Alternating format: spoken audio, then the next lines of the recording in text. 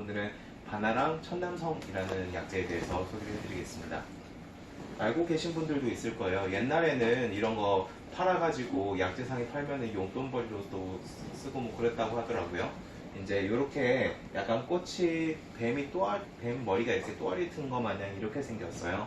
이렇게 생긴 풀인데 요거 밑에 덩이 뿌리 같은 게 있어요. 그거 파내가지고 이제 껍질 벗기고 하면 이렇게 생겼는데요. 요걸 이제 바나라고 합니다. 이제 약재로 쓸 때는 요거 말려가지고요. 이런 식으로 잘라가지고 이렇게 유통이 되고요. 이제 요 겉면이 약간 미끌미끌해요. 그리고 막 약간 점액질 같은 걸 이렇게 덮여있고 그런 특징이 있습니다. 끼무릇이라고 하기도 하는데 요게 꿩이 이 바나를 많이 먹는다고 하네요. 그래서 이제 끼무릇이라는 그런 명칭이 붙었고요. 요거 쓸 때는 이 약재가 독성이 있어요. 독성이 있다 보니까 바로 생용으로는 안 써요. 주로 이렇게 생강즙을 이용해서 생강즙에 부어가지고 이걸 스며들게 만들어서 이런 식으로 말려가지고 쓰게 됩니다. 그냥 쓰면 독이 있으니까 생강으로 독성을 좀 완화해주는 그런 장치라고 보시면 되겠습니다.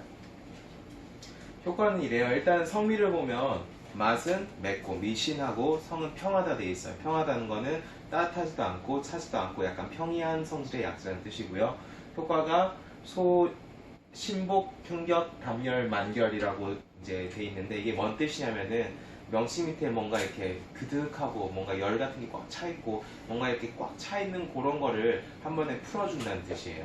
이제 우리 소화 안 되고 하면은 막 이런 때 그득하고 불편하잖아요. 그런 거 이제 내려줄 때 굉장히 효과적이고요. 하엽기라고 하는데 엽기라는 거는 위로 거슬러 올라오는 그런 증상들을 엽기라고 해요. 그런 것들 치료한다고 돼 있고요. 주로 지구역, 두현, 해역 이렇게 나와 있는데 두현이라는 거는 머리가 어찔한 증상이에요. 어찔하고 그리고 머리가 구토, 머리가 어지럽고 해역이라는 거는 기침을 그칠 수가 없이 계속 이렇게 나오는 그런 기침들이 있죠. 그런 것들을 기운을 밑으로 내려보내서 안정시켜준다 이런 뜻입니다.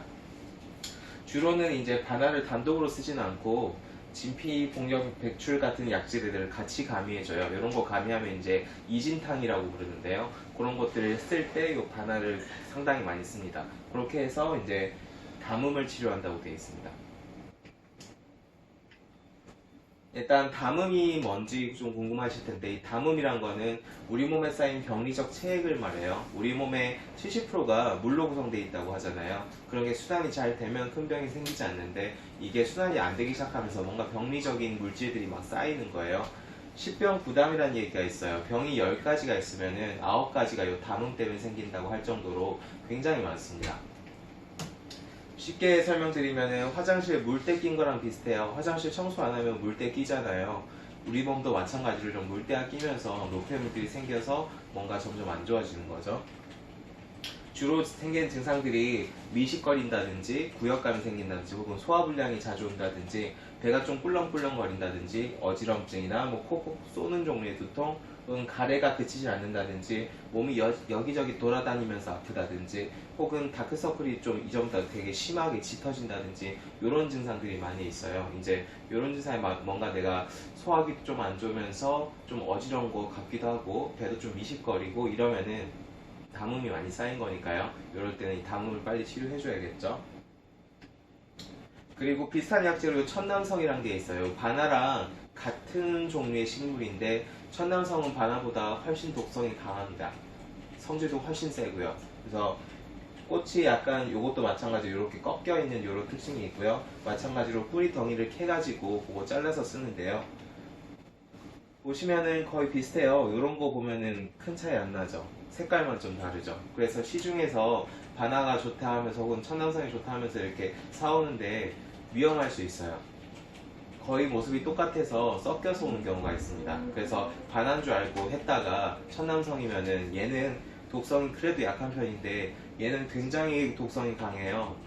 옛날에는 사약으로 썼다고도까지 알려져 있는 그런 약재예요. 그래서 항상 좀 주의해서 보시는 게 좋겠습니다. 일단 천남성의 효과는 성미를 보면 미, 신고, 성온, 개독하다 되어 있어요.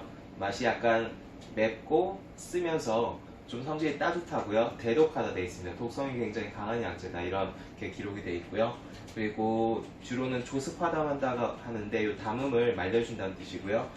그리고 이 천남성이 이 질환들에 효과적이에요. 거풍 직영한다고 해서 뭔가 풍증과 경련 증상들을 먹게 해준다는 뜻인데요. 주로는 뭐 중풍 증상이라든지 뭐 구안화사라든지 팔이 이렇게 막 저리고 어디가 경련이 일어나고 좀 마비 증상이 일어나고 이런 신경 증상에 이 천남성이 굉장히 효과적이기 때문에 이 약재들을 쓸 때가 있어요.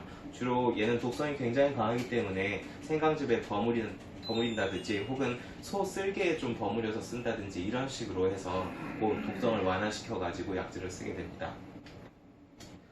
요 두 약재들이 굉장히 좋은 약재들인데 금기가 좀 있어요. 독성이 좀 있다 보니까 좀 몸이 많이 허한 사람들한테는 조심해서 써야 돼요. 그리고 진액 소모가 심한 사람들한테는 특히 더 주의해서 써야 되고요. 생용으로 쓰면은 독성이 있으니까 꼭 전문가를 통해서 구입해서 하시던지 방법들을 좀 잘 알아가지고 쓰시던지 하셔야 되고요. 뭐 누가 이게 좋대 하면서 구입해가지고 드시다가 큰일 날 수 있습니다. 절대 그렇게 안 하시는 게 좋겠어요. 네, 여기까지 반활한 남성에 대해서 간단히 말씀드렸고요. 모든 약들이 잘 쓰면 약이고요. 잘못 쓰면 독입니다.